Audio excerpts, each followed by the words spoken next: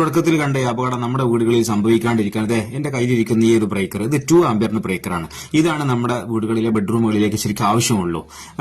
ലൈറ്റും ഫാനും ഒക്കെ ചെറിയ ലോഡ് മാത്രമേ ബെഡ്റൂമിലുള്ളൂ. അതിനാവശ്യമായ നമ്മുടെ ഒരു MCB വെച്ച് കൊടുക്കേണ്ടത് 2 ആംപിയർ ആണ്. ശരിക്കും നമ്മുടെ വെച്ച് കൊടുക്കുന്ന അവൈലബിൾ ആയിട്ടുള്ളത് കൂടുതൽ കടകളിൽ നിന്ന് കിട്ടുന്ന 6 ആംപിയർ ആണ്. അപ്പോൾ നമ്മൾ 2 ആംപിയർ ചോദിച്ചു വാങ്ങാം.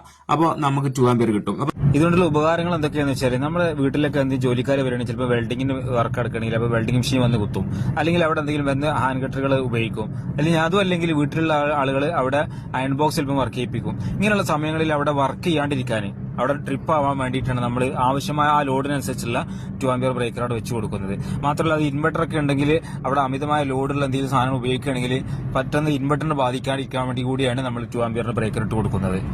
അപ്പൊ എപ്പോഴും നല്ലത് ഒരു റൂമിലെ ലോഡിനനുസരിച്ചുള്ള ബ്രേക്കർ തന്നെ യൂസ് ചെയ്യുന്നതാണ്. ഇങ്ങനെ ഒരു ബ്രേക്കർ ഉണ്ട് എന്ന് ഈ വീഡിയോയിലൂടെ ഒന്ന് പരിചയപ്പെടുത്തിയതാണ്, അറിയാത്തവരിലേക്ക് അറിഞ്ഞോട്ടെ എന്ന് കരുതിയിട്ട്. ഓക്കെ, അപ്പൊ നമ്മൾ എന്ത് ചെയ്യണം, ബെഡ്റൂമിലേക്ക് ശരിക്കും ഈ 2 ആംപിയറിന്റെ ബ്രേക്കർ മതി എന്നാണ് എന്റെ അഭിപ്രായം.